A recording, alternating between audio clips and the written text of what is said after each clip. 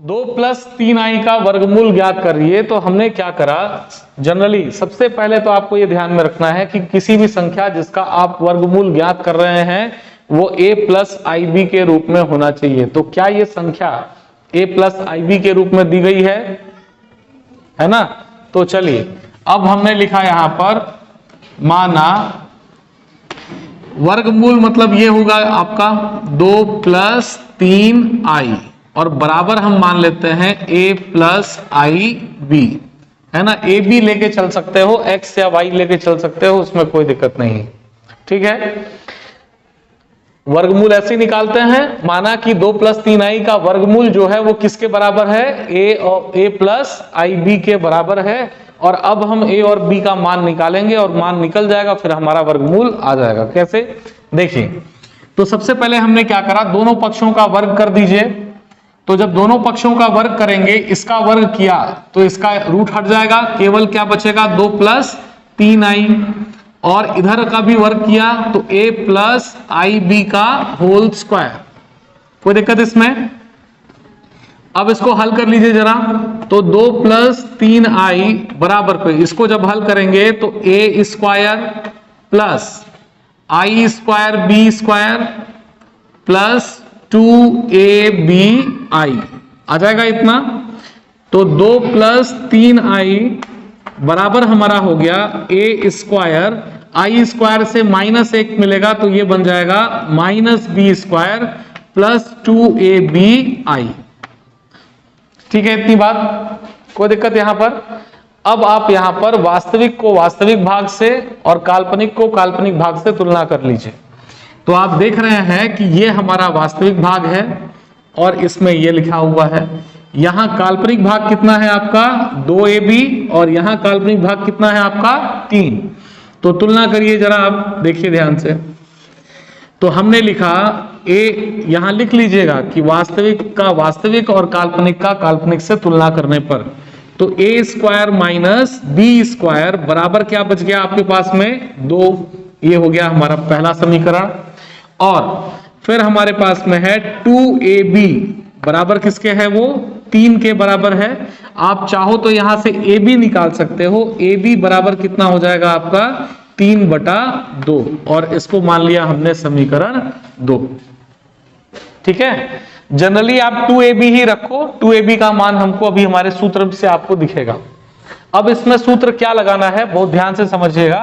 हमने लिखा यहां पर a square plus B square का whole square, a square plus B square का होल स्क्वायर बराबर किसके हो गया, तो ये a square minus B square के होल स्क्वायर के और प्लस में आ जाएगा आपका 4a स्क्वायर बी स्क्वायर।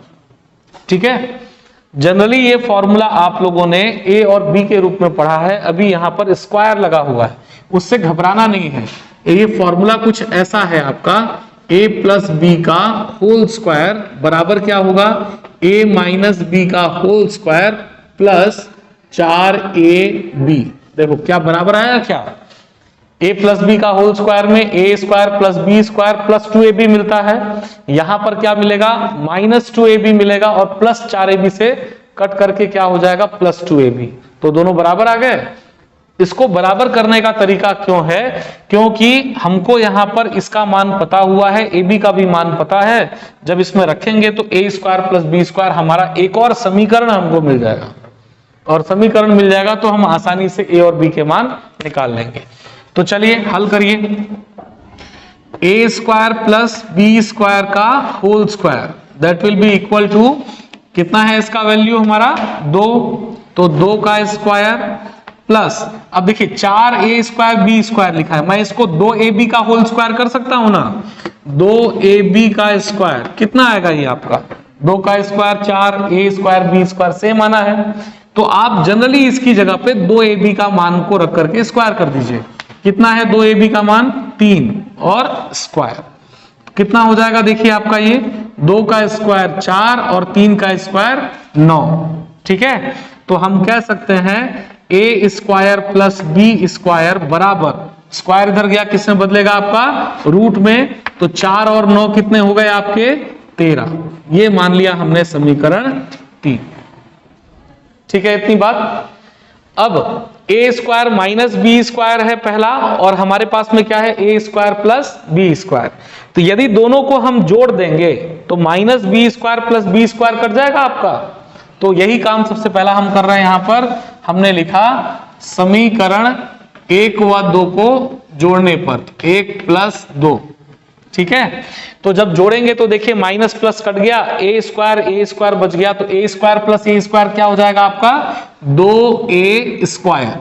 ठीक है, और बराबर में इधर भी जुड़ेगा ये आपका, तो आरएचएस जुड़ा 2 और करनी 3, तो कितने हो गए यहां पर 2 प्लस करनी 13 ना, सॉरी 13 है ना। ठीक है, अब यहां से जब ए स्क्वायर निकालेंगे तो 2 कहां जाएगा आपका भाग में, तो 2 प्लस करनी 13 बटे में आ गया आपका 2, और या फिर हम a निकालेंगे तो a बराबर क्या हो जाएगा आपका करनी के अंदर में 2 प्लस करनी 13 बटे में 2। ठीक है, आ गया आपका a का मान, है ना। अब इसी तरीके से हमको b का भी मान ज्ञात करना है। तो b का मान ज्ञात करने के लिए यदि यहां पर रखोगे तो दिक्कत जाएगी थोड़ी सी। हम जनरली क्या कर रहे हैं कि इस वाले दोनों समीकरण को हम घटा दे रहे हैं, तो जब घटाएंगे तो इसका चिन्ह बदलेगा, ये माइनस हो जाएगा, ये भी माइनस हो जाएगा, तो ए स्क्वायर कट जाएगा प्लस माइनस में, और माइनस बी स्क्वायर कितना हो जाएगा, माइनस 2b स्क्वायर। तो हमने लिखा समीकरण 1 माइनस 2, तो घटाइए जरा, ए स्क्वायर माइनस ए स्क्वायर कट गया, माइनस बी स्क्वायर तो कितना हो गया, माइनस 2b स्क्वायर, और बराबर पे 1 माइनस 2 तो 2 माइनस करनी 13। ठीक है इतनी बात।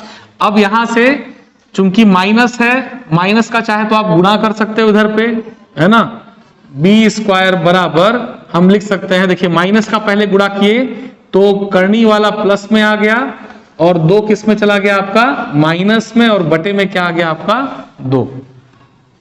पहले माइनस का गुणा किया तो ये 2 माइनस में बन गया, और करनी 13 प्लस में, और फिर 2 बटे में चला गया। अब b का मान जब निकालेंगे तो कितना आ जाएगा आपका, करनी के अंदर में करनी 13 माइनस 2 बटे में 2। आप चाहते तो पहले भी लिख सकते थे उसको, माइनस 2 प्लस करनी 13, उससे कोई फर्क नहीं पड़ता। ठीक है, अब जो अंतिम चीज जो हमको देखनी है यहां पर, कि देखिए यहां पर दोनों संख्याओं, जैसे हमारा जनरली क्या मिलता है, ए बी बराबर क्या होता है, देखिए धनात्मक राशि मिला है ना, ए बी बराबर क्या है हमारा धनात्मक। तो धनात्मक मिला है तो हमको ये चीज को समझना है कि या तो, है ना, देखिए हम यहां लिखेंगे चूंकि ए बी का जो मान है वो क्या है हमारा धनात्मक है ना। धनात्मक है का मतलब क्या समझे आप, कि यदि ए धन में रहा होगा, बी धन में रहा होगा, उस समय पे धन धन का गुणा करते हैं तो क्या राशि मिलता है हमको, धनात्मक। और या फिर ए ऋणात्मक रहा होगा और बी ऋणात्मक रहा होगा, उस स्थिति पे हमको क्या मिलेगा, प्लस मिलेगा, पॉजिटिव मिलेगा। माइनस माइनस का गुणा क्या मिलता है, धन मिलता है। तो चलिए हम कह सकते हैं, अतः हमारी राशि है ना, क्या हो जाएगा, देखिए हमारा वर्गमूल कितना है, a प्लस आई बी, तो a प्लस आई बी बराबर कितने के हो जाएगा, देखिए एक बार प्लस में लिख लीजिए, करनी 2 प्लस करनी 13 बटे में 2 प्लस आई, और b का मान कितना है, b का मान हमारा करनी, सॉरी ये भी करनी में है ना आपके, 2 भी है, और करनी 13 माइनस 2, करनी 13 माइनस 2 बटे में क्या आ गया आपका 2। ठीक है, देखिए दोनों a और b दोनों कैसे मान है हमारे, धनात्मक, या फिर दोनों के दोनों क्या होंगे आपके ऋणात्मक। तो आप चाहो तो सॉरी अलग अलग लिख दो इसमें, तो माइनस 2 प्लस करनी 13 बटे में 2, या फिर माइनस आई करनी में 13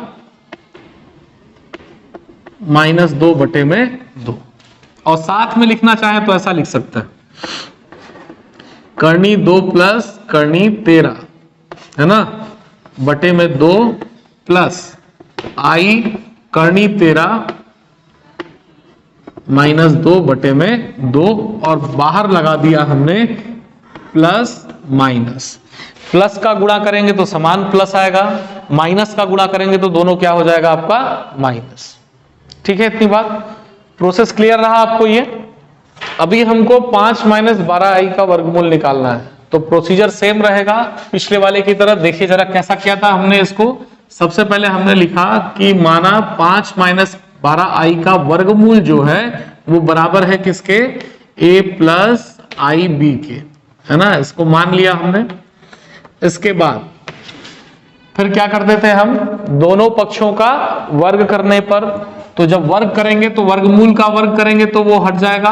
5 - 12i बराबर कितना हो जाएगा? डायरेक्ट वर्गमूल कर दे रहा हूं, a square plus I square B square plus 2abi।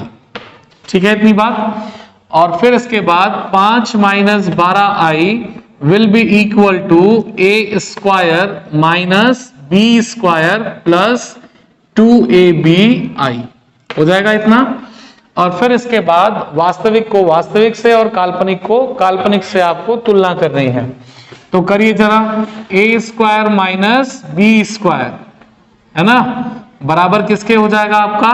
5, और प्लस में 2ab लिखा हुआ है, 2ab बराबर कितना आ जाएगा? देखिए आपका -12। ये ध्यान में रखना है ना, चिन्हों को बहुत ध्यान से देखना है।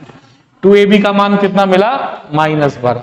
और ab का उपयोग हम लोग लास्ट में करते थे ना, वहां पर a और b के मानों को ज्ञात करने के लिए, कि यदि 2ab का मान धनात्मक है मतलब a और b के जो चिन्ह है वो क्या है? समान है। और यदि 2ab का मान ऋणात्मक है, इसका मतलब क्या? कि a और b के चिन्ह क्या है? विपरीत है। एक प्लस है तो दूसरा माइनस। हाँ, तो चलिए सबसे पहले हम इसको हल कर लेते हैं। हल करने के लिए हमने क्या करा था कि a square plus B square का whole square, that will be equal to a square minus B square का होल स्क्वायर और प्लस में 4a स्क्वायर बी स्क्वायर। कोई दिक्कत इस पे? वैल्यू पुट करिए आप, तो a square plus B square का होल स्क्वायर बराबर पे कितना हो जाएगा? देखिए कितना है इसका मान? 5। तो 5 का स्क्वायर करेंगे कितना आ जाएगा? 25।